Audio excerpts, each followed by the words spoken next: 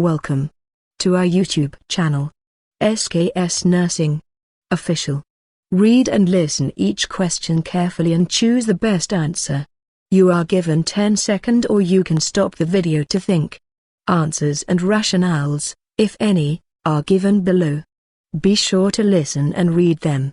If you need more clarifications, please direct them to the comments section. Fundamentals of Nursing Part 1, 25 items. Question 1. Vivid dreaming occurs in which stage of sleep? A. Stage I non-rapid eye movement. B.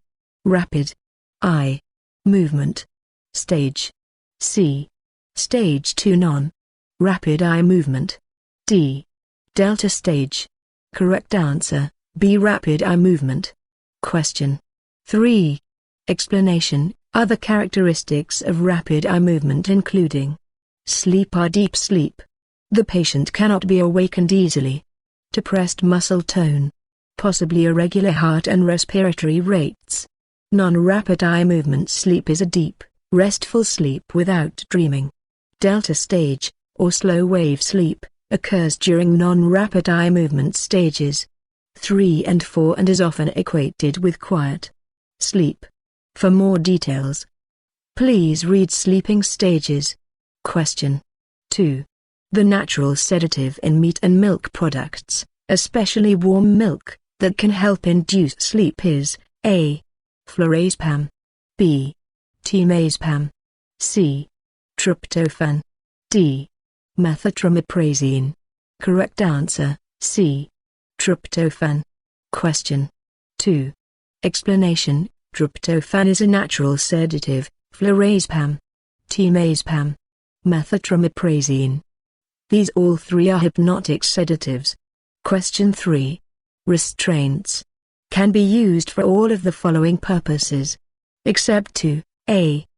Prevent a confused patient from removing tubes, such as feeding tubes, IV lines, and urinary catheters. B. Prevent a patient from falling out of bed or a chair. C. Discourage a patient from attempting to ambulate alone, when he requires assistance for his safety. D. Prevent a patient from becoming confused or disoriented. Correct answer, D. Prevent a patient from becoming confused or disoriented. Question 4. Which of the following is the nurse's legal responsibility when applying restraints? A. Document the patient's behavior. B. Document the type of restraint used. C. Obtain a written order from the physician except in an emergency, when the patient must be protected from injury to himself or others. D. All of the above. Correct answer, D. All of the above. Question 5. Which of the following symptoms is the best indicator of imminent death? A. A weak, slow pulse. B. Increased muscle tone. C. Fixed, dilated pupils. D. Slow, shallow respirations. Correct answer, C. Fixed, dilated pupils. Explanation. Fixed, dilated pupils are a sign of imminent death. Pulse becomes weak, but rapid. Muscles become weak and atonic, and periods of apnea occur during respiration. Question 6. To apply appropriate isolation precautions, the nurse must first know the A. Organism's mode of transmission. B. Organism's gram-staining characteristics. C. Organism's susceptibility to antibiotics. D. Patient's susceptibility to the organism. Correct answer, A. Organism's mode of transmission. Explanation.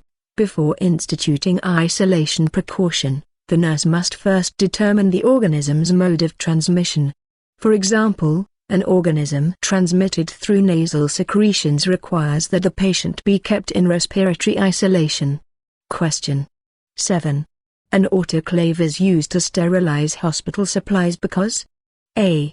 More articles can be sterilized at a time. B. Steam causes less damage to the materials. C. A lower temperature can be obtained. D. Pressurized steam penetrates the supplies better. Correct answer. D. Pressurized steam penetrates the supplies better.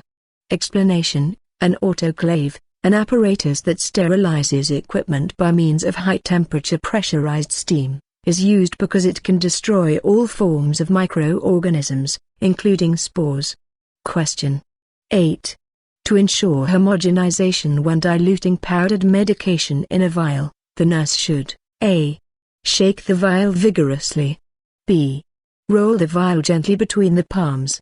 C. Invert the vial and let it stand for 1 minute. D. Do nothing after adding the solution to the vial. Correct answer. B. Roll the vial gently between the palms. Question 8. Explanation: gently rolling a sealed vial between the palms produces sufficient heat to enhance dissolution of a powdered medication. Question 9. How should the nursing officer prepare an injection for a patient who takes both regular and NPH insulin? A. Draw up the NPH insulin, then the regular insulin, in the same syringe. B. Draw up the regular insulin, then the NPH insulin, in the same syringe. C. Use 2 separate syringe. D. Check with the physician. Correct answer. B. Draw up the regular insulin, then the NPH insulin, in the same syringe.